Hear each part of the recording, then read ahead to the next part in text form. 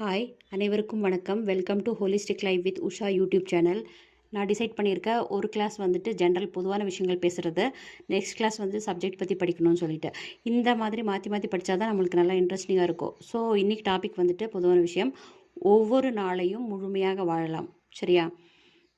நான் நிறைய பேர்கிட்ட கேட்டிருக்கேன் லைஃப் எப்படி போகுதுன்னு சொல்லிட்டு. சில பேர் வேலை வேலைன்னு சொல்லிட்டு திரும்பி பார்த்தா வாழ்க்கையே முடிஞ்சிருச்சுன்னு சொல்லுவாங்க.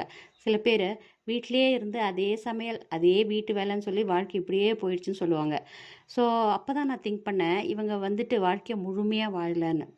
ஸோ வாழ்க்கையை முழுமையாக வாழணுன்னா அதுக்கு ஃபஸ்ட்டு ஒவ்வொரு நாளையும் முழுசாக யூஸ்ஃபுல்லாக வாழணுமான்னு பார்க்கணும். அதுக்கு என்னென்ன பண்ணணும்? நீங்கள் வீட்டில் இருந்தாலும் சரி, வேலைக்கு போனாலும் சரி, ஃபஸ்ட்டு ஒரு நாளை நல்லா அனுபவிக்கணும்னா அதுக்கு முன்னாடி நாள் நல்லா தூக்கம் இருக்கணும். மேக்ஸிமம் 7 ஹவர்ஸ் தூங்கணுங்க. இல்லைனா மினிமம் 6 ஹவர்ஸ் கண்டிப்பாக தூங்கணும். ஓகேவா? அப்போ தான் அடுத்த நாள் நம்ம பாடி மைண்டு எல்லாம் ஆக்டிவாக நல்லா இருக்கும். இல்லைன்னா மண்டை வலி, கை வலி, கால் வலின்னு சொல்ல வேண்டியது தான். ஒரு டயர்டாக டிப்ரெஷனாக இருக்கும். ஓகேங்களா? நம்ம ஐன்ஸ்டைன் இருக்கார் இல்லையா, கிரேட் சயின்டிஸ்ட், அவர் வந்து 10 ஹவர்ஸ் தூங்குவாராமா. அப்போ தான் பாடி வந்து நல்லா ரெஸ்ட் கிடைக்கும், நிறைய கண்டுபிடிக்கிறேன் அந்த மாதிரிலாம் சொல்லியிருக்காரு. ஸோ தூங்குறது ரொம்ப முக்கியம். நைட்டில் நம்ம உடம்புக்குள்ளே நடக்கிற வேலை வந்து பகலில் நடக்காது. ஸோ நம்ம நைட்டில் தூங்குறத ஆஃப்டர்நூன் தூங்கி நம்ம காம்பன்சேட் பண்ண முடியாது. ஓகேங்களா? நைட்டு நல்லா தூங்குங்க. 11 to 5 சரிங்களா? இல்லைனா 10 to 5 நல்லா தூங்குங்க. அந்த டைமில் தான் மெலட்டோனின்ற ஹார்மோன் வந்து சுரக்குதாமா. ஓகேங்களா? ஸோ தூக்கம் மிக மிக முக்கியம். ஃபஸ்ட்டு வந்துட்டு வேலைக்கு போகிறவங்க பற்றி. வேலைக்கு எதுக்கு போகிறோம்? காசு வேணும், ஃபேமிலியை ரன் பண்ணணும் இல்லையா? அதுக்காக ஃபஸ்ட்டு அந்த வேலையை நம்ம பிடிச்சி செய்கிறோமா, இல்லை கட்டாயத்தினால செய்கிறோமாங்கிறது முக்கியம் இல்லை. நம்ம ஏதோ பண்ணுறோம்ல, அதுக்கே நமக்கு ஒரு நல்ல ஒரு பெருமை பண்ணும். சரிங்களா? எந்த ஒரு வேலையாக இருந்தாலும் சரிங்க, செய்யும் தொழிலே தெய்வம் அப்படி சொல்லுவாங்க இல்லையா? அந்த மாதிரி நம்ம வேலையை ரசித்து அனுபவித்து செய்யணுங்க.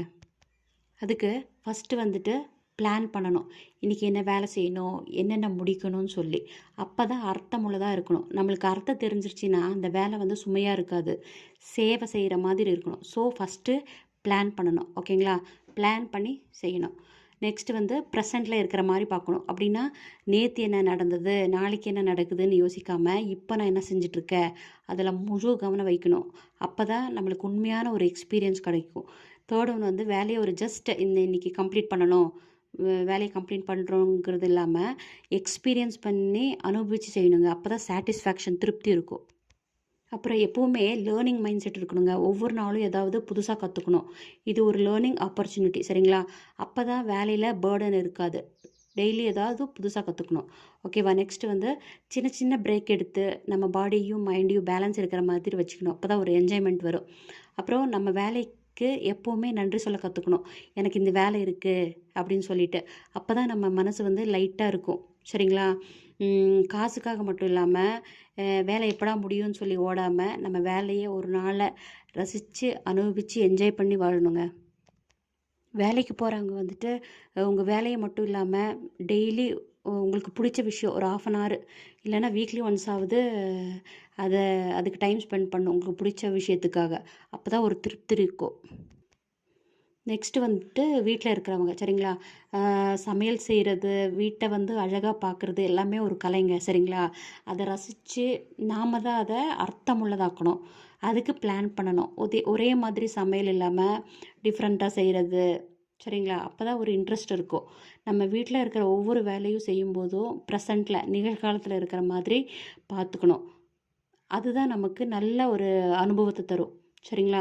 நெக்ஸ்ட்டு முக்கியமானது நமக்கு பிடிச்ச விஷயங்கள். சரிங்களா? அப்புறம் நம்ம ஸ்கில்ஸு ஒவ்வொரு நாளும் ஏதாவது கற்றுக்கிறோமான்னு பார்க்கணும். For example hand craft, painting, gardening, tailoring, அப்புறம் புக் ரீட் பண்ணுறது, நிறைய கட்டுரை கவிதைன்னு எழுதுறது, மியூசிக் கேட்குறது, பாட்டு கேட்குறது. இப்போ ஒரு பாட்டு கேளுங்க. உன் பாதம் போகும் பாத நானும் போக வந்தேனே, ஓ மேலே ஆசைப்பட்டு பார்த்து காத்து நின்னேனே. சிவகார்த்தியன் பாட்டு ஒன்று வந்திருக்குல்ல, நமக்கான காலோ ஜஞ்சர ஜஞ்சர ஜஞ்சர ஜஞ்சர, நெருப்பான வேகோ ஜஞ்சர ஜஞ்சர ஜஞ்சர ஜஞ்சர. இந்த மாதிரி ஒவ்வொரு பாட்டையும் அந்த வரிகள், அந்த மியூசிக்கு சரிங்களா, அதெல்லாத்தையும் ரசிக்க கற்றுக்கணும். இந்த படத்தில் நம்ம சிந்திக்கணும்னா நம்ம மொழியில் தான் சிந்திக்கணும் அப்படின்னு சொல்லிட்டு அப்போ தான் நம்ம உணர்ச்சி ஆழமான சிந்தனை அதெல்லாம் வரும்னு சொல்லிட்டு சுதா கொங்கார் அவங்க அழகாக எடுத்திருப்பாங்க. அது எல்லோரும் கண்டிப்பாக பாருங்கள் சரிங்களா.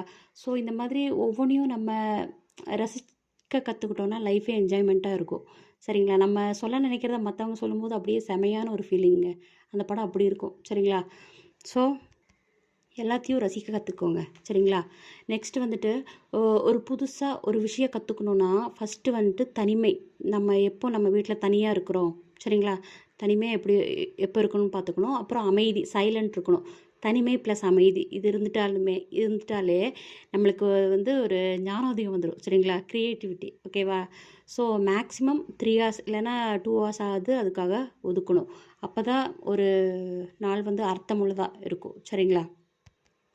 அப்புறம் நம்ம ஃபேமிலி மெம்பர்ஸ் கூட பேசுங்க, டிஸ்கஸ் பண்ணுங்கள், சிரிங்க சரிங்களா. இப்போது நம்ம குழந்தைகிட்ட அதை பண்ணு இதை பண்ணுன்னு சொல்கிறதுக்கு பதிலாக நம்ம வாழ்கிறத பார்த்தே அவங்க கற்றுக்கணும் சரிங்களா. நெக்ஸ்ட் நெய்பர்கிட்ட ஃப்ரெண்ட்ஸ்கிட்ட நல்லா பேசுங்க, ஜோக் பண்ணுங்கள். ஆனால் மற்றவங்கக்கிட்ட காசிப் பண்ணுறது, பொறாமப்படுறது, கம்பேரிசன் பண்ணுறது இதெல்லாம் பண்ணாதீங்க. அப்படி பண்ணிங்கன்னா லைஃப் வீணாக போயிடும். கடைசி வரைக்கும் புலம்பிக்கிட்டே இருக்க வேண்டியது தான். நம்ம மைண்டை எப்போவுமே கிளியராக வச்சுக்கணுங்க.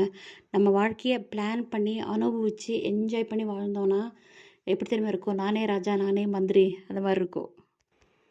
ஓகே, வேலைக்கு போனாலும் சரி வீட்டில் இருந்தாலும் சரி இது நம்ம வாழ்க்கை. அது அழகாக வாழ்கிறது நம்ம கையில் தான் இருக்குது சரியா. ஸோ ஒவ்வொரு நாளையும் நம்ம முழுசாக வாழ்ந்துட்டாலே நம்ம வாழ்க்கையை முழுமையானதாக மாறிடும் சரிங்களா. வாழ்க்கையில் ஒவ்வொரு நாளும் ஒவ்வொரு நொடியும் நானாக செதுக்குனதுடா அப்படி சொல்கிற மாதிரி சரிங்களா. ஸோ முழுமையாக வாழுங்க. நன்றி, வணக்கம், தேங்க்ஸ்.